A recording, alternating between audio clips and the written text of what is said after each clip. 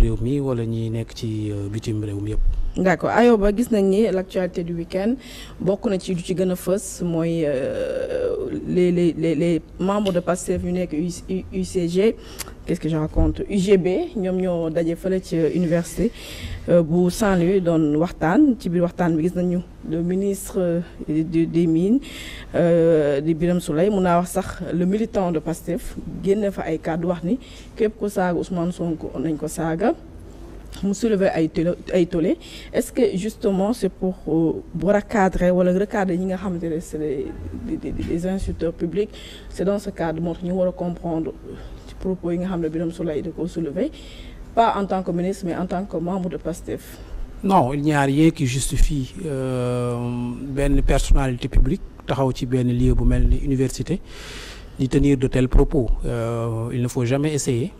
de justifier ou d'expliquer les propos qu'il a tenus je pense samedi foofu ca UGB mu doon rencontre boo xamante ni ñu ngi ko doon tenir ci benn université boo xamante ni université d'excellence la fii ci réew mi nga dem fa peut-être di wax ba dugg ci wàllum politique nga wax ni képp ku saaga autorité yi nañ la saaga pour man c'est faire l'apologie d'abord des injures publiques et de l'insulte te loolu warul kenn ci biir réew mi santuma laak nag koo xamante ni dañ laa dénk ay ndomba tànk nga nekk di liggéey ci gouvernement boo xamante ni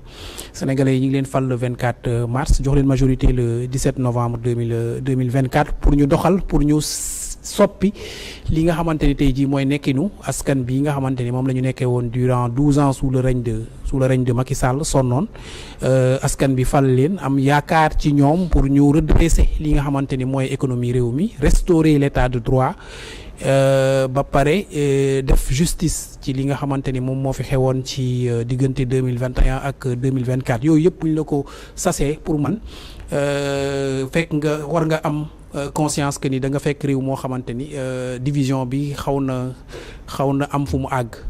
ci yàqute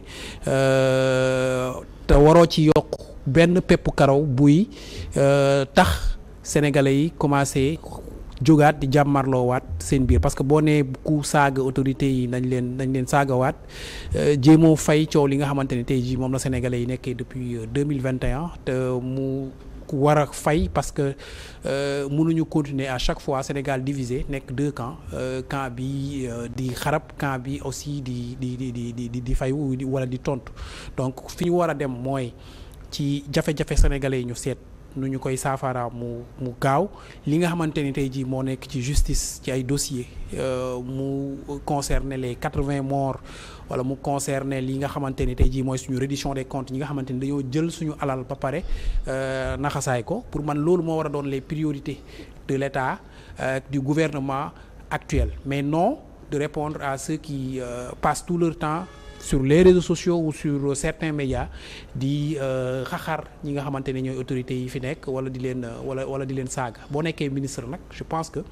am na propos yoo xamante ne même soo summee sa casquette ministre bi daal di sol casquette militant politique bi waroo ko tenir parce que la plupart des Sénégalais ils ne seront pas dissociés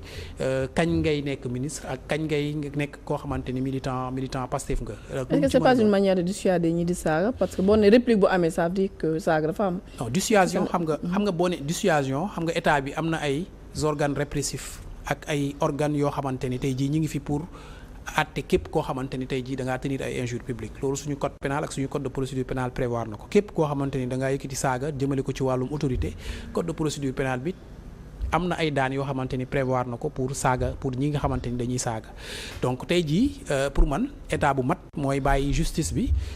mu régler ce problème là nga xamante ni moo posé wu sur dans le débat public ba dégénérer sous certaines formes mais c'est pas à un ministre de la République quand même de donner ce genre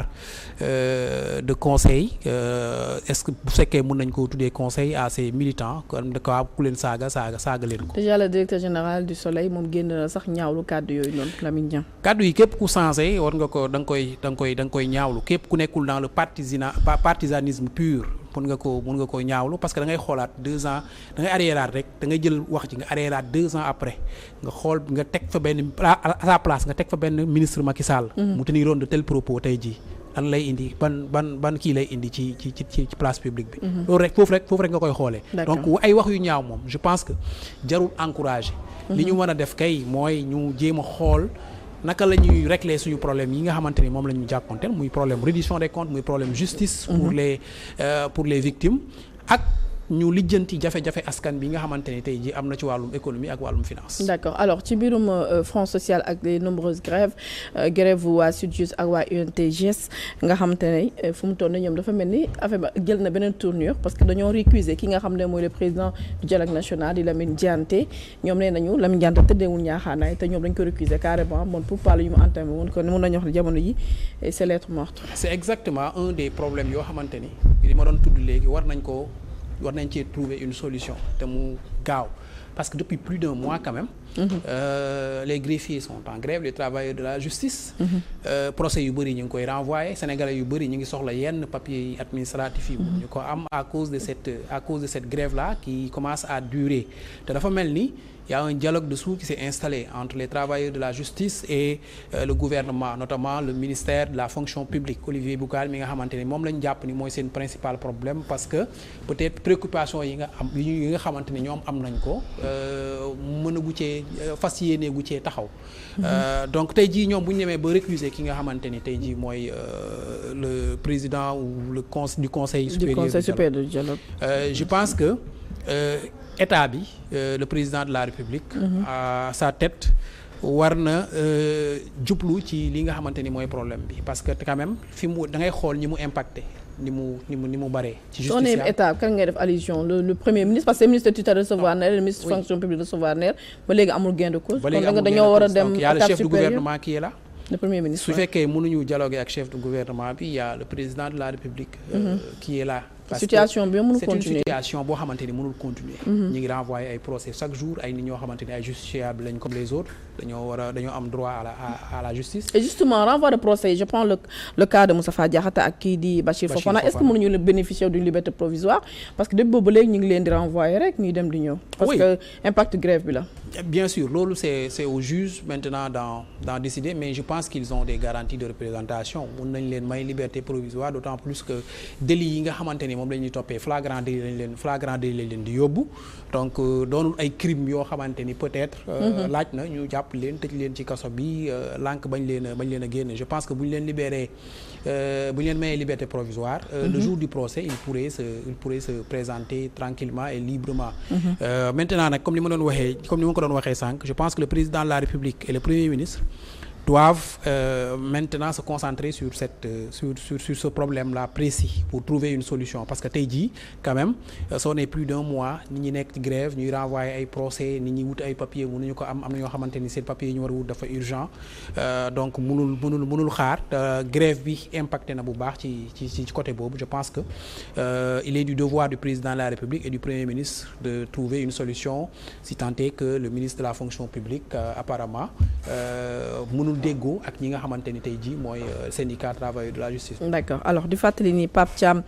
inspecteur des impôts président du parti Naatangué Askan Wi et du mouvement Diourbel d'abord moom mooy suñu invité du jour il vient juste nous rejoindre sur le plateau ñu lay nuyu bu baax Pape Thiam. salaamaaleykum Khadija salaamaaleykum Walfadjri comme ni ma ko tàmm di def je rends un vibrant hommage à Sidy Lamine Niass voilà.